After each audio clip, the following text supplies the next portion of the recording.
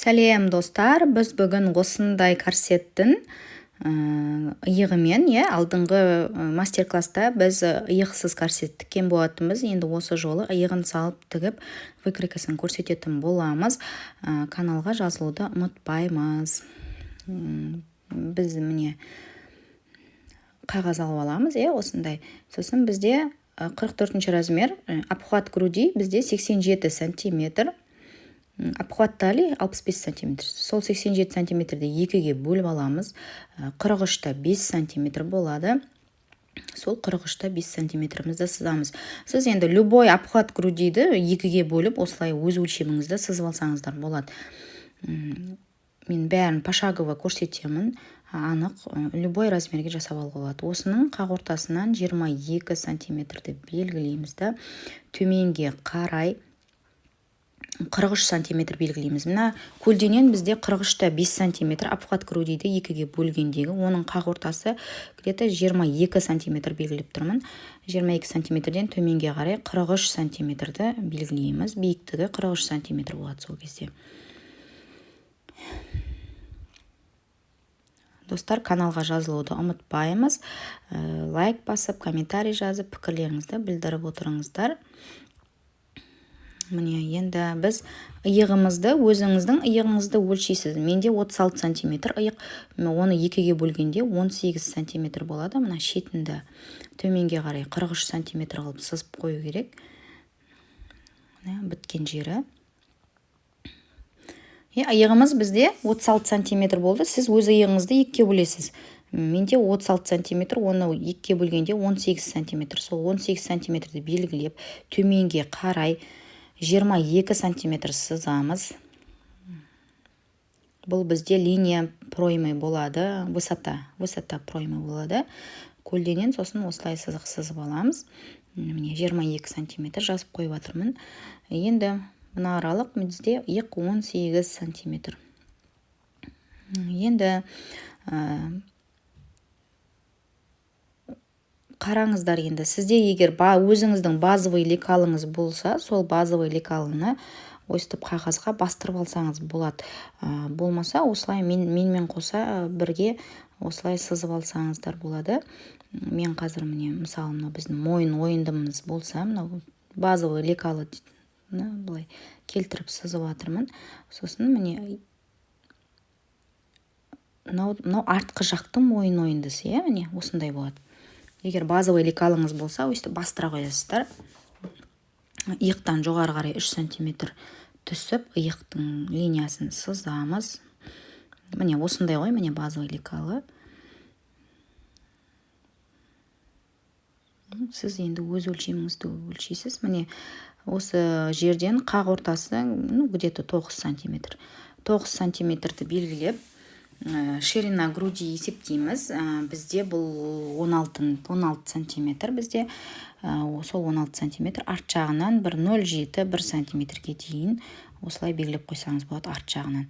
Ал алдыңғы жағынан жаңағы 16 сантиметрімізді белгілеп, осылай пройманың ойындысын сызамыз. Артынан да, алдынан да.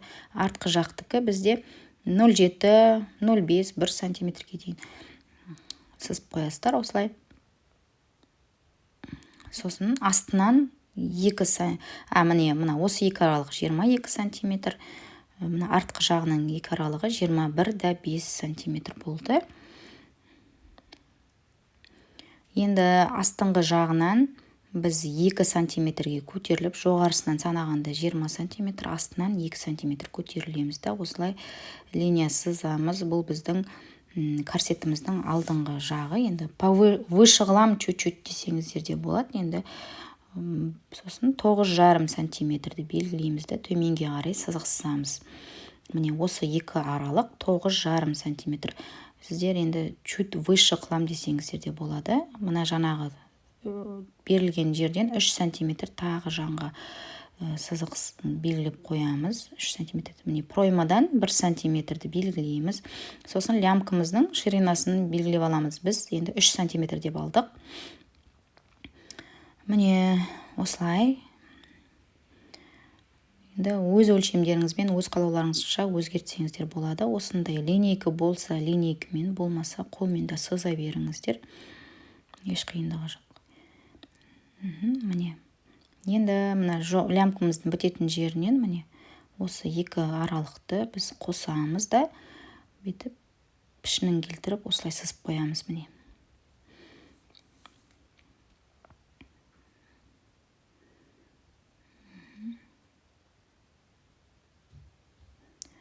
алдымыз почти что дайын болды. Артынан где-то мен 8,5 сантиметр беремін.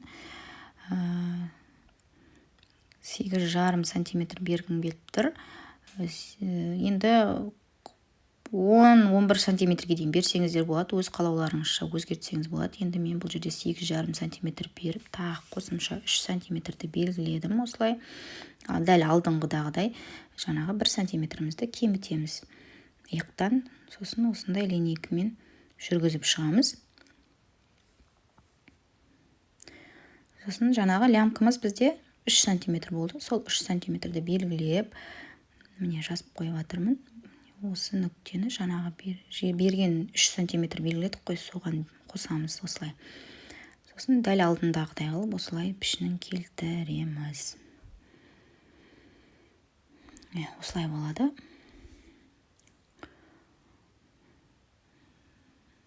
Енді так, достар, каналға жазылуды ұмытпаймыз. Описанияға Instagram бәрін ссылкасын салып кетемін, тіркелсеңіздер болады. Енді выточкасын жібереміз. Біз 9,5 сантиметрді белгілеп, выточкеге 1 сантиметрден беріп, жанына 2 сантиметрлік выточка сызамыз. Міне высота выточки бізде 9 сантиметр болды. Ширина выточки 2 сантиметр, 1 сантиметрден 2 жанына кетеді. Сосын мына жерден лямкасын енді жақсы жату үшін тағы да осындай выточка беріп жіберуге болады. 0,5 сантиметрден 1 сантиметр қылып осындай қылып жіберсеңіздер болады. Енді қарайсыздар. Жақсы жату үшін осылай жасап жіберуге болады. Көріңіздер, егер жасайым десеңіз жасауға болады. Сосын міне мына проймада кішкене разница болуы мүмкін. Меркі жасайсыздар, кішкене алып жіберетін жері болуы мүмкін. Міне осылай мен сызып көрсетіп жатырмын ғой. Сөйтіп даже алып жіберетін жерлеріңізде болады. Болуы мүмкін, артықшылығы болуы мүмкін. Енді әркімнің дене бітімі әртүрлі. Сондықтан қарайсыздар өздеріңіз. Міне мына артқы жағынан да мысалы екі аралық, мысалы 21 сантиметр болса, соны екіге бөліп 10,5 сантиметрді белгілеп, мысалы мына жерден 10,5 сантиметрге белгілеп, ары қарай 3 сантиметр белгілеп, лямканы бүйтіп келтіріп жіберуге болады.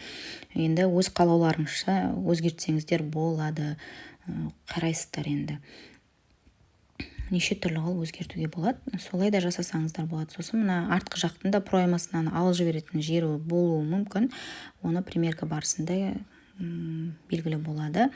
Міне мына жерден ортасынан сызып қоямыз. Жаңағы 8,5 сантиметр болса 8,5, 10,5 сантиметр болса 10,5.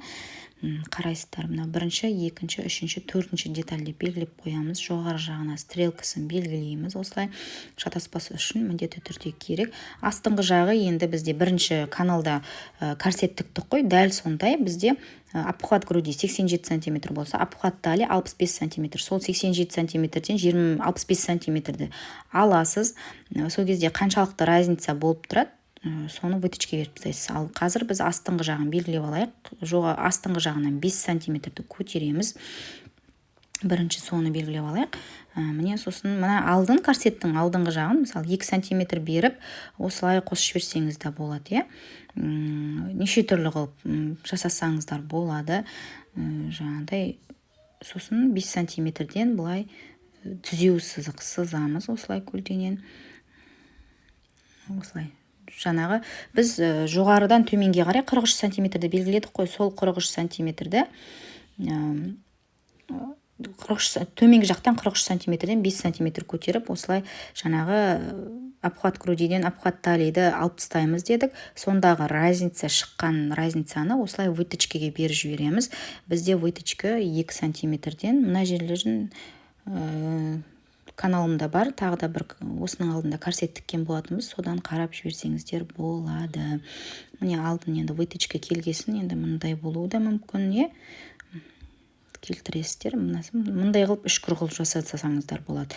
Әркімнің өз қалауы бойынша қалай жасайым десеңіздер де өздеріңіз білесіздер. Міне алдыңғы жағы осындай. Міне енді біз қиып аламыз, выточканың бәрін алып тастаймыз.